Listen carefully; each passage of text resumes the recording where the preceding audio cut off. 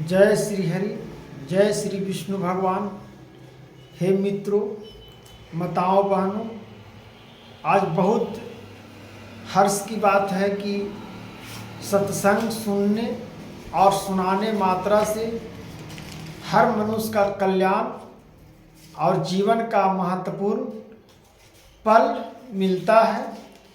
और सभी तो उन्हीं की गाथा है और उन्हीं की सत्संग है और उन्हीं का महिमा है, उन्हीं का वर्णन है।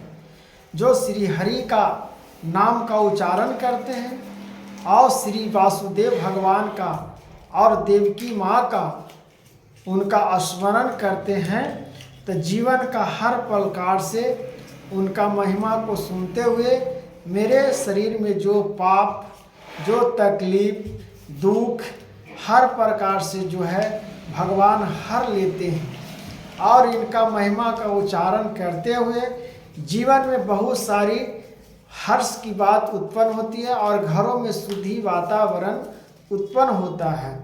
तो आज हम चतुर अंश को, जो श्री विष्णु भगवान के 4 अंश और 23वां अध्याय का कथा आज सुना रहे हैं, जो मगध वंश का वर्णन है। जो मगध वंश का वर्णन है, जो मगध वंश किस प्रकार से उनका वर्णन है, जो ध्यान पूर्वक से सुनिएगा तब समझ में आएगा मित्रों कि किस प्रकार से उनका वर्णन किया गया है। तब श्री भगवान पराशर जी बोलते हैं, अब मैं मगधेश्वरी बृहस्पति भावु संतन का अनुक्रम से वर्णन करूँगा। श्री पराशर जी बोले इस प्रकार से। तो पराशर जी वंश में महाबल और प्रकर्मी राजा संधन आदि राजगण प्रधान थे। बहुत प्रतापी राजा और महाबलन और प्रकर्मी राजा आदि राजागण प्रधान थे, जो प्रजा को भी अच्छे से देखभाल करते थे। आजकल तो क्या हो गया है मनुष्य तन कि कोई किसी को देखता नहीं है, कोई किसी को भलाई कहाँ करता है। तो नहीं भलाई करता है तो इसके परिणाम भी उल्टा मिलता है। इसलिए मन में है भलाई करने का, तो गरीब दुखियों को भलाई करिए। सब मनुष्य तो गरीबे हैं। कौन कहता है कि हम राजा हैं, लेकिन राजा कौन है क्या नहीं है, हर मनुष्य से छुपा हुआ नहीं है, भगवान से छुपा हुआ नहीं है। जो व्यर्थ आश्रम हर प्रकार से कन्या कुमारी हो उनको विवाह करा दो। अगर आपके पास समर्थ हो, पैसा हो, आप उस लायक हैं, तो आप समझिए कि भगवान का अंश है, भगवान का दिया हुआ आपका धन है। उस प्रकार से धन का उपयोग कर सकते हैं। अगर आपका समर्थ नहीं है तो आप नहीं करिएगा, उसमें भगवान कोई क्रोधित की बात नहीं है।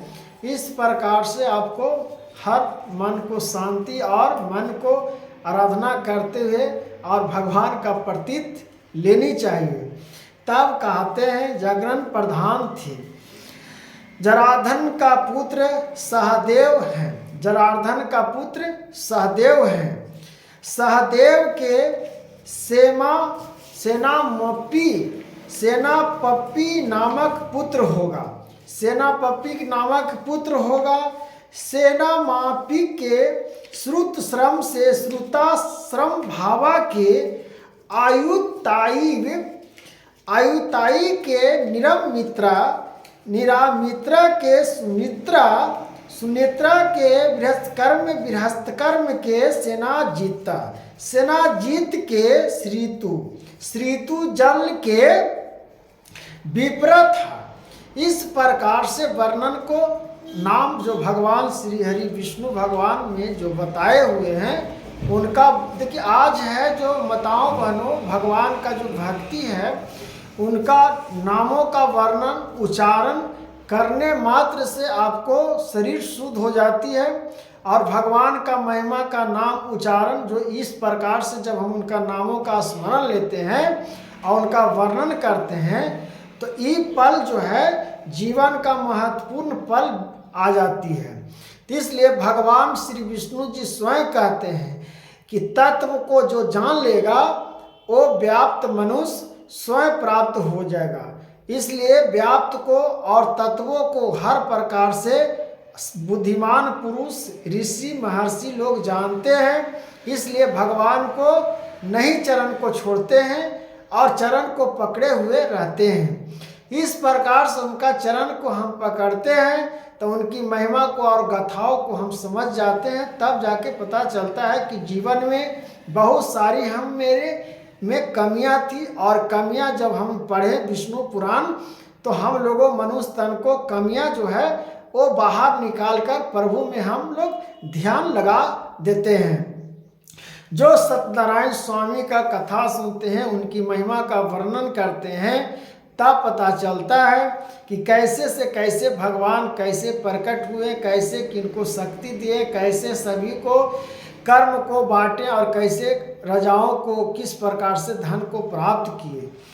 तब श्रुतुतंज के विप्र तथा विप्र के सूची नामक एक पुत्र होगा, एक नामक पुत्र होगा। सूची के श्यम, क्षम के सुव्रत, सुव्रत के धर्म, धर्म की सुव्रता, सुव्रता के ढंडर सेना, ढंड के सुबल, सुबल के सुनीता, सुनीता के सत्यजीता, सत्यजीता के विश्वजीता और विश्वजीता के रिपु जय का जन्म होगा। इस प्रकार से जन्म होगा। इस प्रकार से बृहत्ते वंशी राजगण एक शस्त्र होगा। वर्तमान मगध में शासन करेंगे, शास्त्र मगध में ये शासन करेंगे। जो कहा जाता है कि इस प्रकार से शासन करेंगे। और आज देख रहे हैं कि शासन कौन कर रहा है? जो पहले से घोर तपस्या और इस प्रकार से भगवान का आचरण में लगाया हुआ है, वो आज तपस्या और भगवान का स्मरण कर रहा है। तो इस प्रकार से इति श्री विष्णु चतुर्अंश और 23वां अध्याय समाप्त हुआ। मित्रों, इस प्रकार से 23वां अध्याय के माध्यमों को सुनने मात्र से आपका वंशज का, जो मगध वंश का वर्णन था, जो मगध में आज राजाओं की तरह वो अपना राज और भोगों का प्राप्त कर रहे थे। ये कलयुग की बातों में और कलयुग सतयुग द्वापर की बातों में हम लोग मानते हैं, वेदों पुराणों से चलते हैं कि सही में मगध वंश वो समय था जो सब कोई जान रहा है कि कैसे मगध नरेश राजपाट करता था और कैसे उस प्रकार से वर्णनों का उच्चारण करते थे। तो इस चीज़ को जब समझ में आता है मित्रों, तब पता चलता है कि जीवन का कल्याण और जीवन का महिमा का वर्णन कैसे अर्पण किया जाता है। तो जीवन का सही मार्ग जो है मित्रों, जो भगवान में हम प्रीत लगा लें, यह हमारा जीवन का लक्ष्य है। और जब तक हम भगवान के प्रीत ना लगावेंगे, जब तक हम भगवान के शरण में नहीं जाएंगे, तो हम लाख उपाय कर लें, लाख योजना बना लें, वो विफल ही होता है। ये आप सत्य बात मान लीजिएगा मित्रों, तो बात सही है, ये गलत है, जो आप स्वयं समझ लीजिएगा। तो इस प्रकार से जय श्री हरि, जय श्री विष्णु भगवान।